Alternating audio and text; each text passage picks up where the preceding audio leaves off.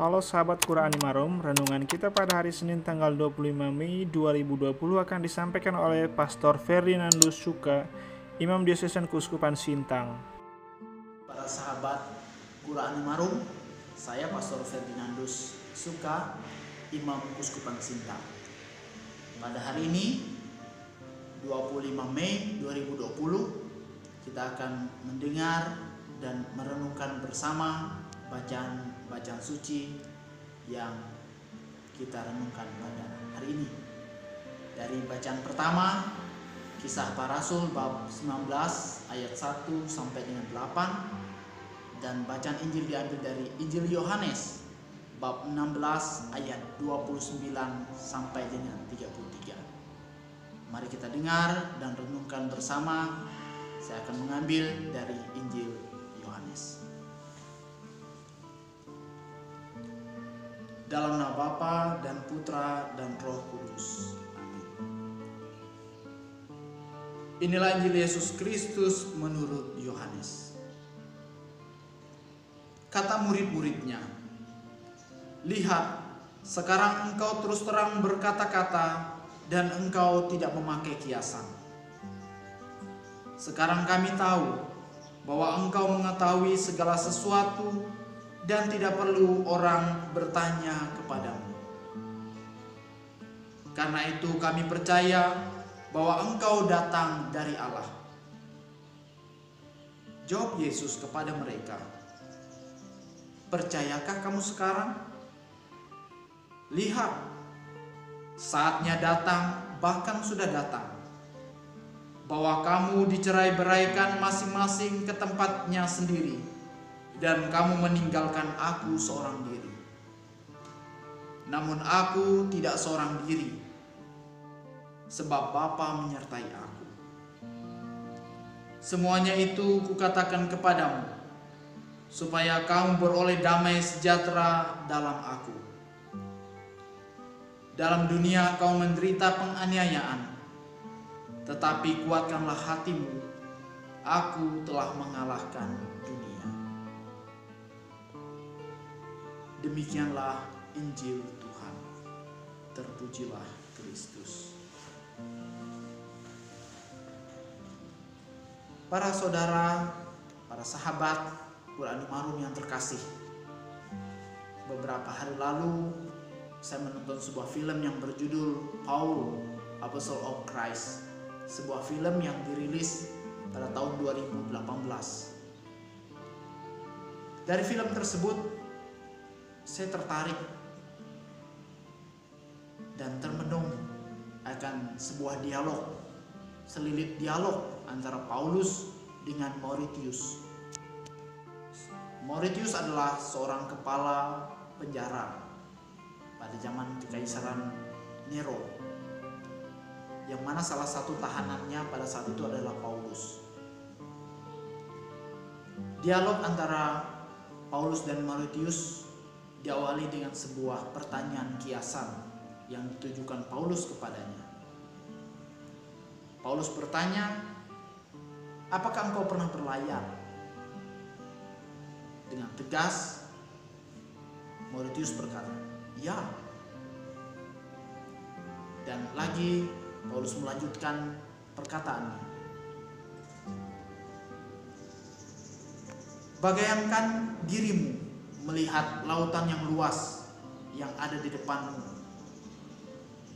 Engkau menggapai ke bawah dan mencelupkan tanganmu ke dalam air dan menyedokkannya ke arah.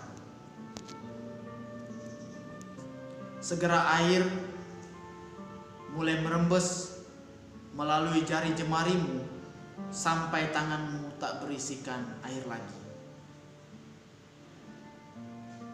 Paulus melanjutkan perkataannya, "Air itu seperti kehidupan manusia. Seperti air yang berusaha kita ambil dengan tangan kita, demikianlah kelahiran dan kematian selalu lepas dari tangan kita sampai tak berisi. Bersama dengan semua yang engkau anggap paling berharga, kekuasaan, kekayaan, dan kerajaan pun pada akhirnya akan lenyap, berakhir, selesai. Namun kerajaan yang aku katakan, yang mana untuknya, kata Paulus, aku hidup, adalah seperti sisa air yang ada di lautan, yang tak terambil oleh jari tanganku. Manusia dunia hanya hidup untuk segenggam air yang akhirnya lolos dari jari jemarinya. Tetapi mereka yang mengikuti Kristus, yang percaya kepadanya, hidup untuk hamparan lautan yang tak berujung. Para saudara, para sahabat yang terkasih,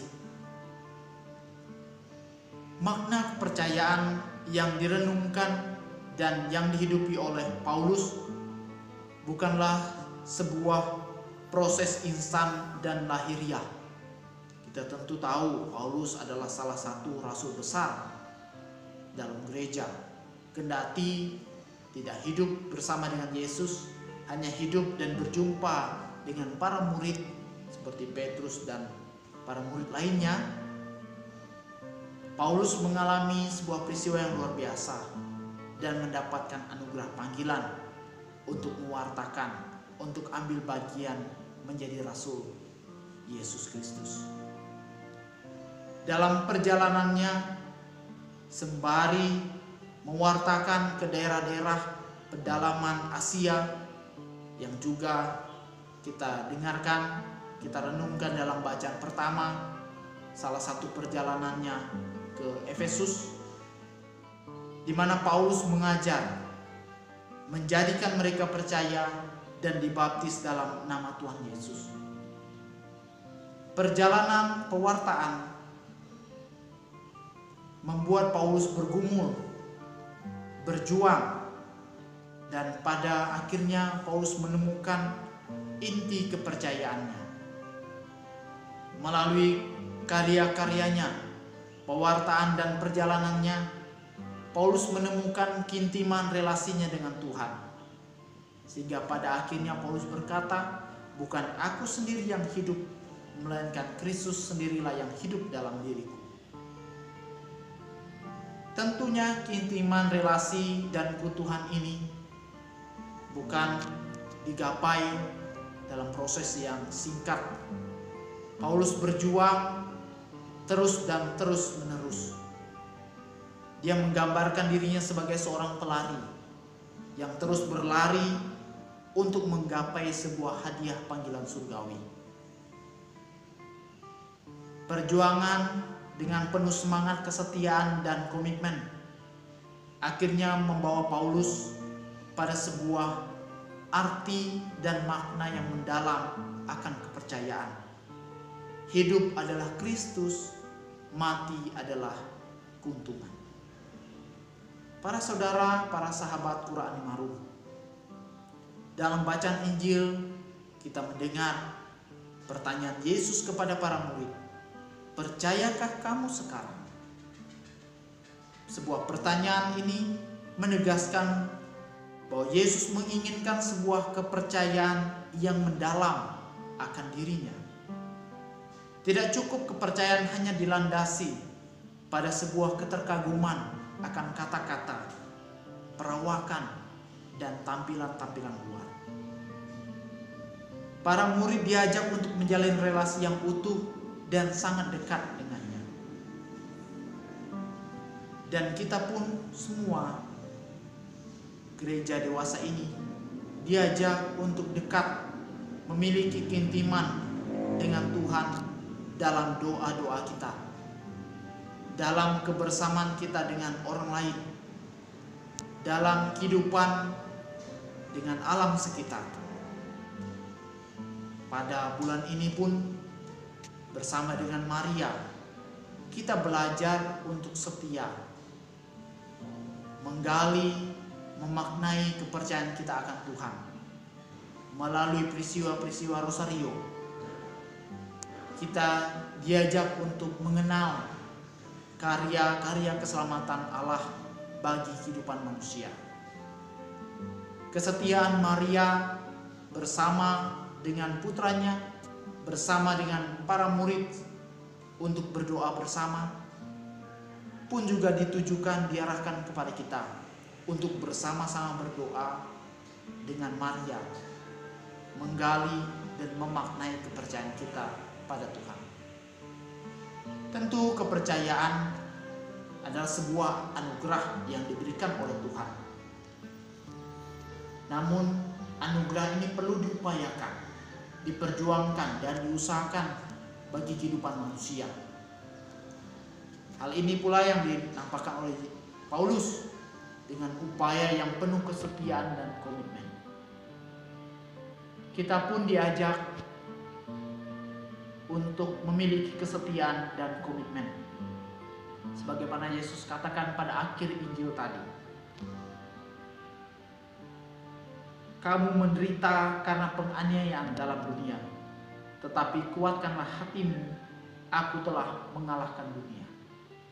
Perjuangan, kesetiaan, dan komitmen dituntut dari kita dalam kehidupan ini.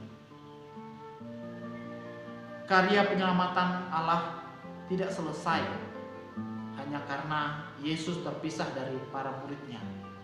Karya penyelamatan Allah terus berlanjut sampai gereja dewasa ini melalui karya Roh Kudus. Kita pun akhirnya mendapatkan pertanyaan yang sama dengan para murid. Percayakah kamu sekarang? Bagaimana keutuhan dan keintiman relasi kita dengan Tuhan? Dalam doa, kebersamaan dengan orang lain, dalam kehidupan bersama dengan alam sekitar. Dan sudah seberapa dalam kesetiaan, komitmen saya untuk berpegang teguh pada iman. Para saudara, sahabat Qur'ani Marum yang terkasih, karya penyelamatan Allah tidak akan pernah lekang oleh waktu dan tidak pernah sirna oleh zaman. Semoga keselamatan, kedamaian yang ditawarkan oleh Yesus senantiasa ada beserta kita.